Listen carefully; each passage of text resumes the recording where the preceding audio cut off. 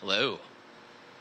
So thank everybody for coming. It's a real honor and pleasure to be here today. My name is Noah Horowitz. I'm the executive director of the Armory Show.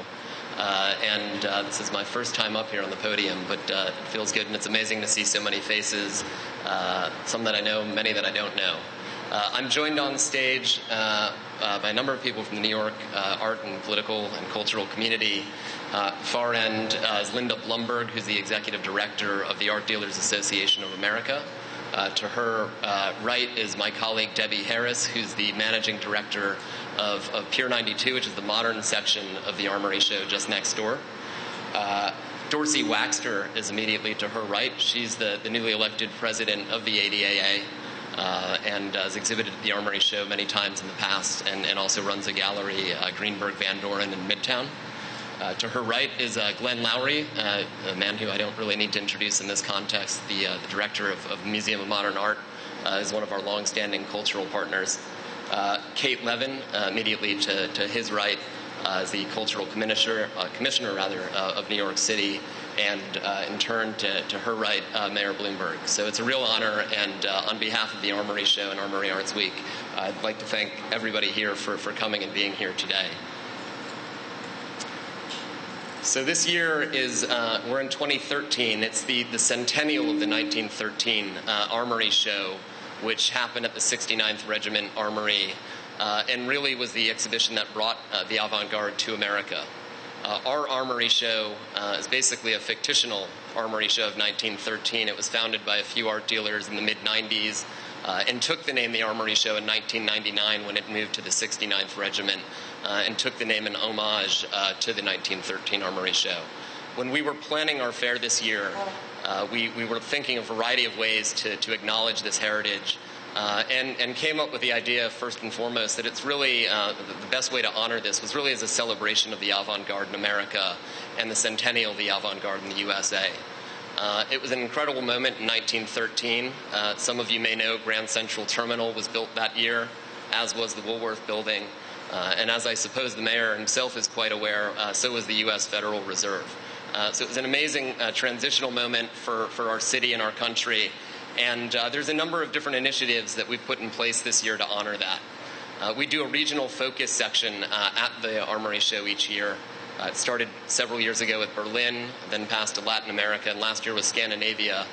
This year we thought that there could be no better way to have a regional focus than to celebrate America itself. So Eric Shiner is the director of the Andy Warhol Museum, has curated that section for us this year, and you'll find in the fair 17 galleries from all over the U.S., including one Japanese gallery whose artist has proposed a very specific statement in response to America. So that's one way. The second way, in this room where we are, this is the Media Lounge, there'll be a series of talks throughout the week curated by Ann Barlows, the director of Art in General, which is a not-for-profit space in downtown Manhattan. And she's put together a phenomenal program of talks that have really been anchored to this theme of 1913, 2013 in the future. So I hope that many of you in attendance will be coming back in the coming days to see some of those talks that will be led by a variety of scholars, critics, etc. We also have a number of historical booths in the fair this year. Francis Naumann, who's a leading Duchamp scholar. The 1913 Armory Show is famous for Duchamp's Nude Descending a Staircase. And Francis is a dealer in Midtown and also one of the most esteemed scholars on Duchamp. So he has a booth in the fair that's an homage to the Duchamp's Nude Descending a Staircase with historical material as well as contemporary material. On Debbie's Pier and Pier 92, there's a number of dealers that are bringing work by artists that were in the 1913 show. So we're really honored to have that type of a presentation here as well. Over and above this, we also have a commissioned artist this year, or each year. This year it's a woman called Liz Magic Laser, who's a very up-and-coming performance artist based in New York. And we chose her as the commissioned artist this year in many ways because I think she really represents where the future of the avant-garde is going. And I hope you'll enjoy and experience her work in a variety of different ways. The fair this year, we've worked very tirelessly to reposition and rebrand and strengthen the fair in a variety of ways. Visitors will notice that there are less galleries. There are some galleries that have never done the Armory Show that are doing it this year, which we're very proud of. And we've taken extensive efforts to really refocus and reposition things. So we hope you enjoy and make note of that as well. One thing that we did in Debbie's apartment, actually, after the fair closed last year, I joined the fair in November 2011, so it was a sort of short run last year, and this is my first year as a director. And when the last year's fair closed, we really sat aside and tried to think about the variety of ways in which the Armory Show is distinct in today's environment. Art fairs have dotted the landscape over the last 10 years in a way that many people couldn't have believed 10 or 15 or 20 years ago. And being an art fair in Midtown Manhattan is incredibly important for us as well, and very distinctive and unique. So our strategy this year at the Armory is really to embrace the urbanism of being an art fair in Midtown Manhattan and do a lot of things with that. And I hope you experience and enjoy that as well. In making these remarks, I was asked by our PR team to try to focus on the different ways in which the Armory Show and Armory Arts Week, broadly speaking, contributes to the economy and culture of New York City. Liz Magic Laser, who's our artist, also was interested in this, and we do these surveys every several years, which sort of are economic impact surveys. And a few years ago, I can tell you, and we're expecting as many this year, that there'll be 65,000 visitors, 21% internationally, 44% from the greater metropolitan region. So it's a nice way to sort of have an impact and an understanding of what goes on and what not just the Armory Show, but Armory Arts Week, broadly speaking, brings to the city.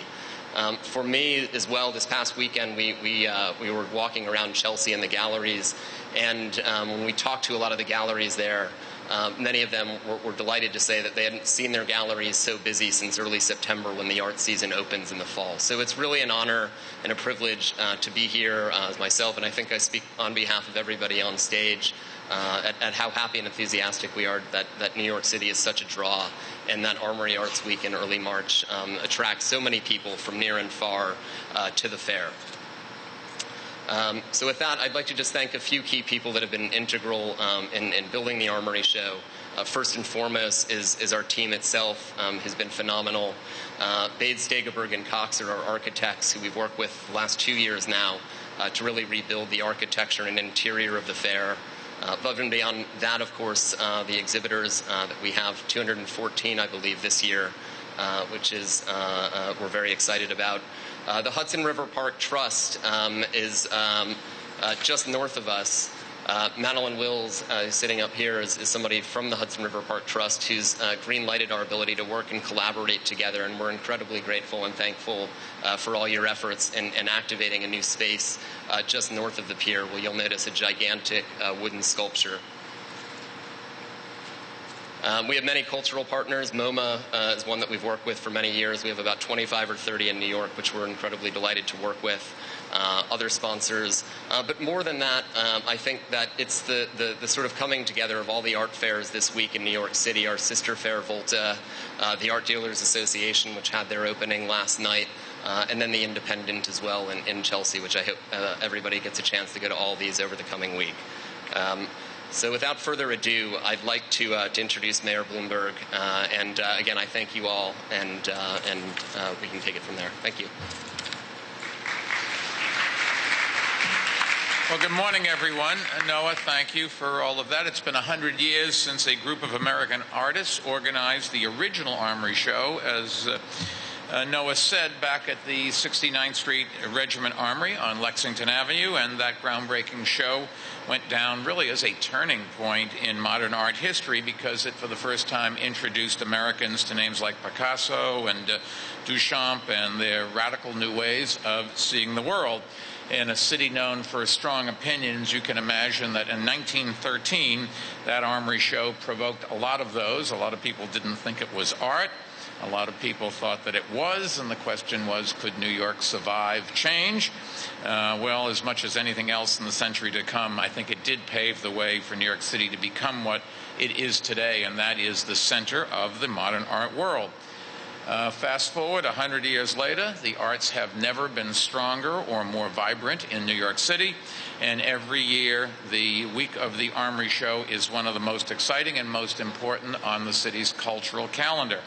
Thousands of artists, collectors, curators, and art lovers flock to New York City to take advantage of this week's happenings. The Armory Show, which we're kicking off today, is one of the major attractions, and this year it includes works from more than 200 galleries in 30 countries, including 71 based right here in New York City, as well as a number of on-site works that you can only see by visiting the show. It also features a series of discussions about the incredible history of the original 1913 Armory Show. It runs from tomorrow through Sunday the 10th at Piers 92 and 94 here on Manhattan's West Side. This week, the city is also hosting the 25th Annual Art Show, organized by the Art Dealers Association of America, the nation's longest continuous fine arts fair. Excuse me. And this year, the art show will display more than 70 galleries, the majority of which are based right here in New York City. The Art Dealers Association of America, which is celebrating its 50th anniversary, does a lot to support art dealers and galleries in our city all year round, and it was particularly helpful in the weeks after Hurricane Sandy, connecting impacted members of the fine arts community with resources that put them on the road to recovery. And I want to thank ADAA Director Linda Blumberg and her team for their great work. Now, listen carefully, because this is what you have to take with you. Unlike the Armory Show, the ADAA Art Show actually does take place at an armory, the Park Avenue Armory, where it will run from today through Sunday the 10th. So just to clarify, and this shows you how avant-garde New York really is, the art show is at an armory. The Armory Show is not at an armory. Got all that? If you can explain it, be sure you give me a call. That's not all, and there are other great art fairs around town this week, including Scope, Volta, Independent, the Pool Art Fair, and the Art Expo New York. And all of these fairs feature great artists and support the city's creative community. And together with the Armory Show and the Art Show, they help make New York the place to be in the global art scene.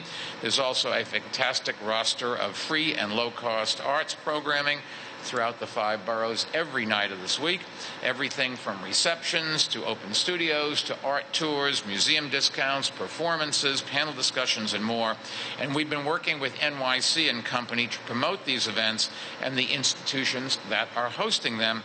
And I encourage everyone to find out more by visiting nyc.gov. This week is good news for all New Yorkers, even if you can't tell a Picasso from a peanut strip. And that's because by attracting more than 66,000 attendees, many of whom will stay in our hotels, shop in our stores, and eat in our restaurants, this week's art fair will give a major boost to our economy during what is usually a very slow period for tourism. So it's exactly the right time. We expect the art show and the Armory Show to generate something like $54 million in economic activity, and that's great for our hospitality industry and the New Yorkers it supports, like restaurant workers, hotel staffs, and cab drivers. It also puts money in the pockets of New Yorkers working at these art fairs, like caterers and carpenters and electricians. And on top of that, proceeds from tonight's Armory Show kickoff gala event help support the Museum of Modern Art, a centerpiece of the city's art world, and proceeds from last night's art show kickoff benefit the Henry Street settlement, which has really been an invaluable resource for young New Yorkers since the original Armory Show. Of course, the excitement does not stop in New York when the week is over. After all, it is the Big Apple. With more than 500 galleries and 150 world-class museums, there's always something to see in New York. Our unparalleled arts institutions are a big reason why we continue to attract record-breaking numbers of tourists. In fact, almost half of the record 52 million visitors who came to our city last year attended some arts or cultural activity. The arts and the talented artists living in our 5 boroughs represent everything that I think is best about our city: diversity, creativity, innovation, courage. They bring life to neighborhoods and more than $20 billion to our economy. The arts also provide jobs. Something like 220,000 New Yorkers work in the city's creative sector. Another 40,000 are employed by nonprofit cultural organizations. And all of these are reasons why our administration has made unprecedented investments in the arts. In fact, in 2012, New York City's Department of Cultural Affairs, led by Kate Levin, is again the nation's largest public funder of the arts. Just think about that. There's the federal government, there are all the states' governments, there's lots of cities, but New York City's Department of Cultural Affairs is still the nation's largest public funder of the arts. And we're lucky to have such a great team led by First Deputy Mayor Patty Harris and our Cultural Affairs Commissioner guiding our efforts, as well as George Fatita and the folks at NYC and Company who've done such an outstanding job bringing more visitors to our city to support our institutions and take advantage of all that New York arts and culture has to offer. They have offices in something like 17 cities around the world. We've done deals where we get advertising, either on television or on billboards and radio, all around the world, and that tells people what's going on here. Then people come here and they experience everything that New York is and what's wonderful about it, and they go home and tell their friends and their neighbors, hey, New York's affordable, New York's exciting, New York's safe, and New York is the place to be. It's happening right there, and that business builds on business, and that's why we have so many jobs in this city. Something like 350,000 jobs that depend on tourism. I want to thank everyone who's helped make this week a success, including Noah and Glenn Lowry, President of the Museum of Modern Art, and Dorsey Waxter, President of the Art Dealers Association of America. So congratulations to all of you. Have a great week. It's a lot of fun, and it's great for the economy. Thank you.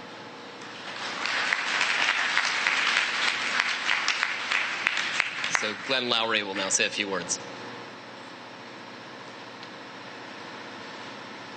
Thank you so much, Noah. First of all, let me salute you and your great team on organizing this year's event, and to congratulate Dorsey on becoming president of the ADAA, and Linda and Deborah, all good friends.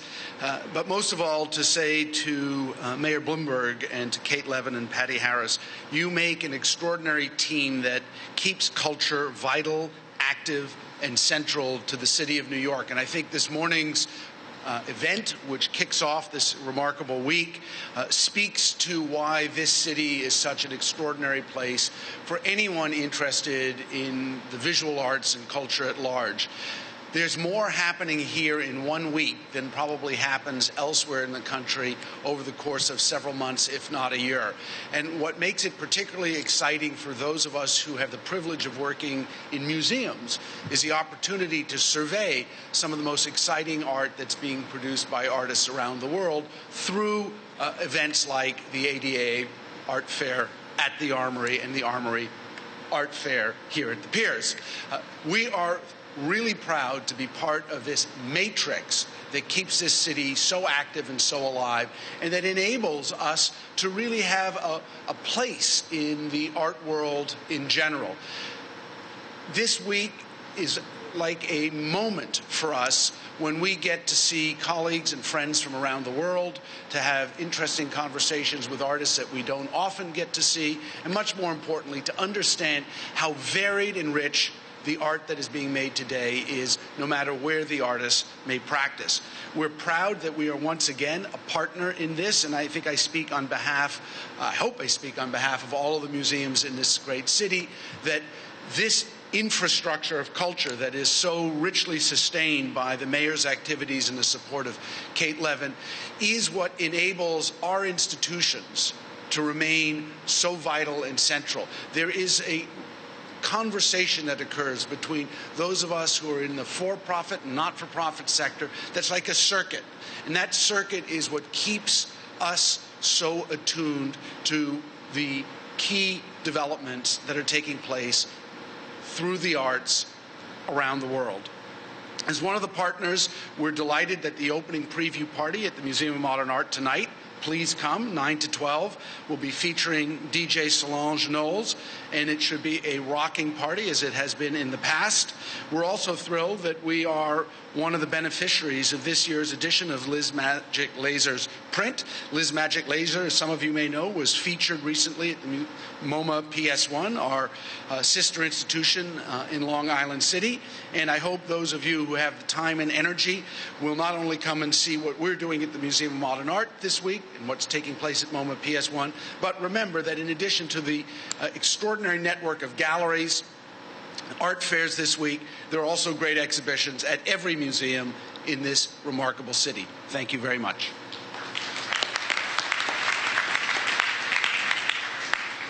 And lastly, Dorsey Waxter from the ADAA.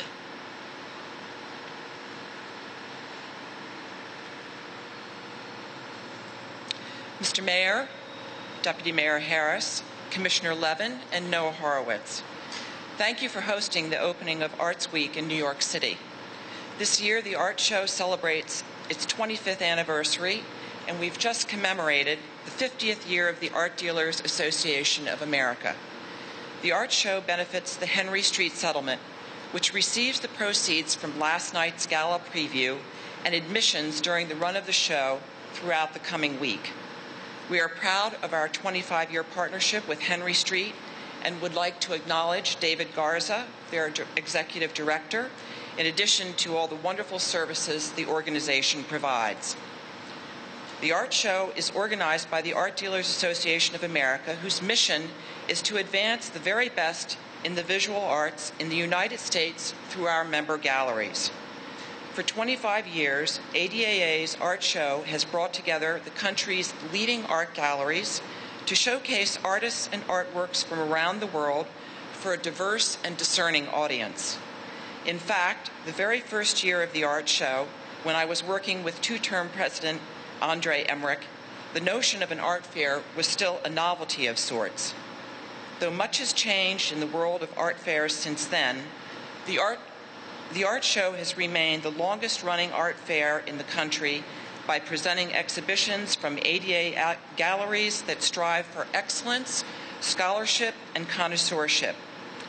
As we celebrate the 25th consecutive year of the art show and mark our 50th anniversary of the association, we feel gratified to see what vital institutions both the association and the art show have become for collectors, museums, artists, and art lovers everywhere. This week, with the sponsorship of AXA Fine Art Insurance, who generously serves as the art show's lead partner, ADAA will be offering keynote lectures on Friday evening and Saturday morning. Jock Reynolds, director of the Yale University Art Gallery, and Michael Finley, director of the Aquavella Galleries, will each offer their thoughts and perspectives as they envision what the art world might look like over the next decade. I would like again to thank the Armory Show for hosting today and acknowledge the strength of all of the art fairs in New York this week, which bring a strong concentration of the visual arts to New York during the month of March, and offer an opportunity for visitors to connect with dealers, artists, and magnificent works of art.